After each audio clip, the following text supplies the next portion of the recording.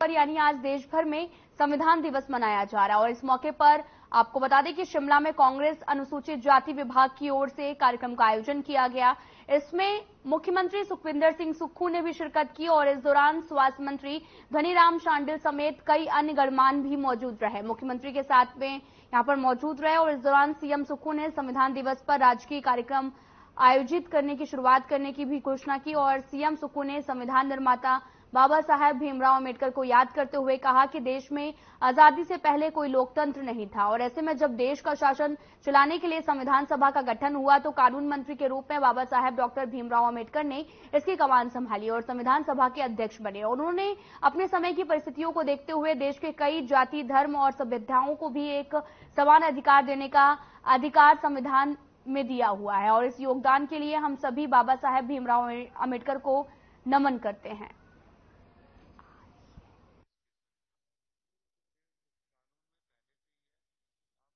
कानून को देख सकते हैं और अभी 2 जगह चुनाव हुआ है, ये उन पर डिपेंड करता है कि क्या एमएलए डालना चाहता है या नहीं डालना चाहता है। एक वॉलंटरली उसके पास पहले से रेट है। बहुत व्यापक सुधार करने जा रहे हैं और शिक्षा के क्षेत्र में जिस प्रकार हिमाचल की रैंकिंग गिरी है, हम दूसरे स्थान पर 18वें और 20वें स्थान पर आगे हैं। हमारी जो क्वालिटी एजुकेशन है उस पर बहुत बड़ा फर्क पड़ा है। आज 5वीं का बच्चा दूसरी क्लास का सिलेबस नहीं पढ़ सकता है। मैंने काफ़ी इसमें विस्तृत चर्चा की और काफ़ी घंटों के चर्चा और अध्ययन करने के बाद एक फैसला किया गया कि हमें शिक्षा के स्तर में व्यापक सुधार करना है।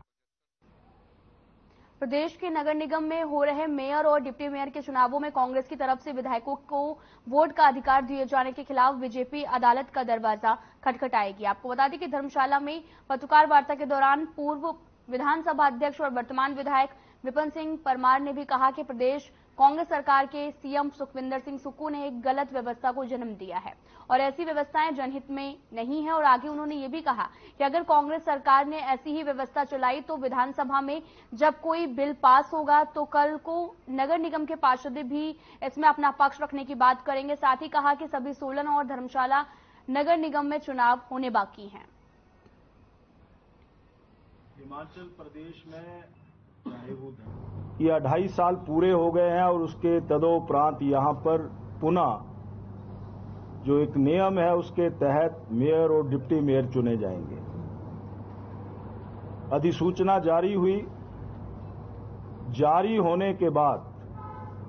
प्रशासन ने, लॉ डिपार्टमेंट ने उसके ऊपर अपनी राय दी, कहा कि नहीं, ये जो नगर निगम के का जो कोरम है उसमें चुने हुए प्रतिनिधि ही उसमें हिस्सा ले सकते हैं। बीजेपी मीडिया प्रभारी और विभाग संयोजक कर नंदा का बयान सामने आया। इस दौरान उन्होंने कहा कि भानुपल्ली बिलासपुर बैरी रेल लाइन परियोजना का कार्य प्रदेश सरकार बाधित करने का प्रयास कर रही, जहां पर केंद्र सरकार ने इस योजना को लेकर पूर्ण सहायता देने का कार्य किया और वहीं हिमाचल प्रदेश की सरकार ने इस परियोजना की राशि को इंकार करते हुए इसकी प्रगति गति धीमी करने का भी प्रयास किया। आगे उन्होंने कहा कि हिमाचल प्रदेश की महत्वाकांक्षी भानुपल्ली बिलासपुर बैरी रेल लाइन परियोजना का वित्तीय संकट मंडरा गया है और इसके पीछे पूर्ण रूप से वर्तमान कांग्रेस सरकार की नकारात्मक मंशाएं भी हैं और बिलासपुर से बैरी तक की प्रस्तावित रेलवे लाइन के भू अधिग्रहण के लिए भी प्रदेश सरकार के 100% राशि खर्च करनी है। जो मर्जी आप बात कीजिए, इस railway line, Bharatiya Janata party Himachal Pradesh का ये मानना है कि भानुपल्ली बिलासपुर रेलवे लाइन, जो कि हिमाचल प्रदेश की बहुत महत्वाकांक्षी योजना है, उसका प्रगति कार्य को प्रभावित करने के लिए और बाधित करने के लिए कांग्रेस पार्टी के नेताओं ने कोई कमी नहीं छोड़ी है। जब से कांग्रेस पार्टी की सरकार हिमाचल प्रदेश में आई है, तब से पूर्व के जयराम ठाकुर की सरकार और भारतीय जनता पार्टी की सरकार के जितने भी कार्य हुए हैं उसको बाधित करने का प्रयास किया गया है। महत्वाकांक्षी योजना का कितना बड़ा लाभ हिमाचल प्रदेश को होगा, चाहे पर्यटन की दृष्टि से, चाहे आवागमन की दृष्टि से, चाहे।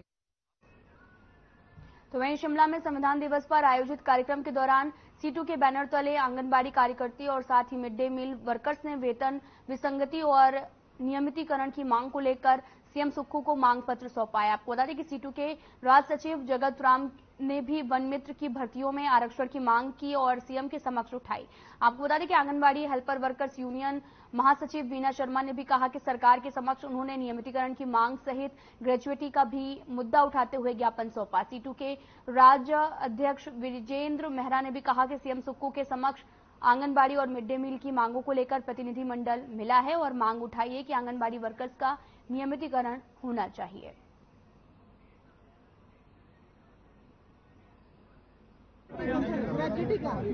जो आज संविधान दिवस था उस मौके पर जो है मुख्यमंत्री साहब से हमने एक डेलीगेशन की मुलाकात की है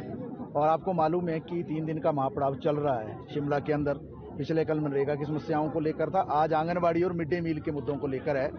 तो आज उस संदर्भ में जो है मुख्यमंत्री साहब से और कर्नल धनीराम शांडिल जी जो मंत्री हैं सामाजिक न्याय अधिकारिता मंत्री, उनको ज्ञापन सौंपा है और मुख्यमंत्री से हमने मांग की है कि खास तौर पर जो आंगनबाड़ी कर्मी है उनका जो नियमितीकरण होना चाहिए। बाबा साहब डॉक्टर भीमराव अम्बेडकर की प्रतिमा के सामने हम 74वां संविधान दिवस मना रहे हैं और हमारा देश जो बाबा साहब द्वारा निर्मित है वो पूरी दुनिया में सबसे श्रेष्ठ जो संविधान है वो है और इस संविधान में जात, क्षेत्र, धर्म सबको एक माला के अंदर पुरोया है और हमारा देश जो है संविधान के तहत चलता है। परंतु आज हमें काफी खेद भी है कि 74 साल पूरे होने पर चाहे केंद्र में कोई भी सरकारें रही है उस संविधान को सही ढंग से लागू नहीं किया है। आज हमारा एक विशाल प्रदर्शन सेक्रेटेरिएट के बाहर हो रहा है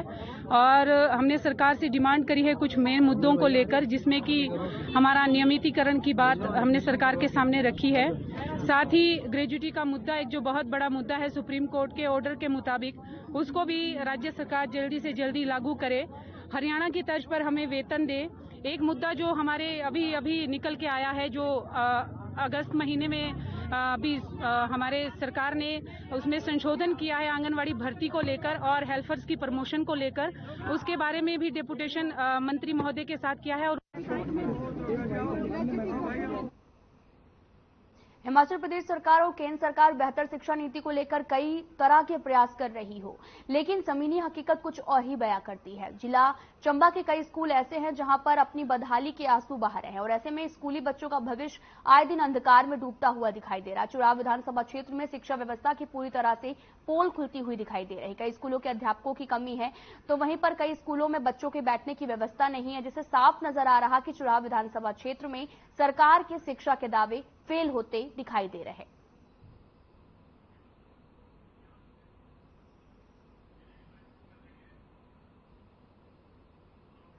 हिमाचल प्रदेश के जिला चंबा के चुराव विधानसभा क्षेत्र के अंतर्गत में एक स्कूल आता है जो ग्राम पंचायत करेरी के राजकीय प्राथमिक पाठशाला चिन्हाड़ है, जहां पर जो है पिछले 1 साल से जो है एक ही अध्यापक पढ़ा रहा है। जिस स्कूल में बच्चों की लगभग संख्या जो है 125 से 130 के करीब है और वहां पर बच्चों को खेलने के लिए मैदान भी नहीं है। हम हिमाचल प्रदेश सरकार से गुजारिश करते हैं कि उस स्कूल में जो है 1-2 अध्यापक और भेजे जाएं और बच्चों को स्कूल में खेलने के लिए ग्राउंड बनाया जाए। वहीं सिरमौर में अंतर्राष्ट्रीय रेणुका जी मेले को लेकर इस बार ग्रीन और पॉलिथीन मुक्त मेला बनाने के लिए जिला प्रशासन के प्रयास को फलीभूत भी कर रही है। आपको बता दें कि जिला प्रशासन की तरफ से रेणुका मेले के अवसर पर स्वच्छता और साफ सफाई पर विशेष ध्यान भी दे रही। रेणुका मेले में इस बार सिंगल यूज प्लास्टिक समेत नॉन बायोडिग्रेडेबल पदार्थों के इस्तेमाल पर भी पूर्ण प्रतिबंध लगा रखा है और मेला परिसर के पास एक और वेस्ट बैंक बनाया गया, जहां पर मेला क्षेत्र में एकत्रित होने वाले कूड़े को इकट्ठा किया जा रहा है, जिसे बाद में निस्तारण के लिए नाहन और अन्य स्थान पर भेजा जाएगा।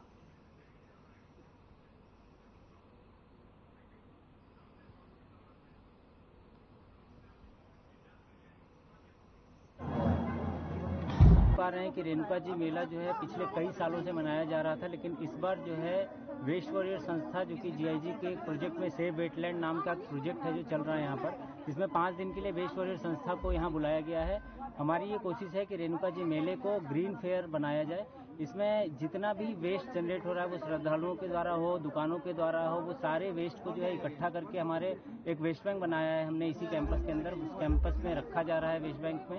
और इस सारे वेस्ट को जो है वो हमारे भेजा जाएगा, जिससे कि सारा जो यहाँ का कचरा जो पैदा हो रहा है, सूखा कचरा, उसको जलाया ना जाए, वो पानी में ना जाए, उसको मिट्टी में ना दबाया जाए, बल्कि वो सारा का सारा कचरा रिसाइकल हो।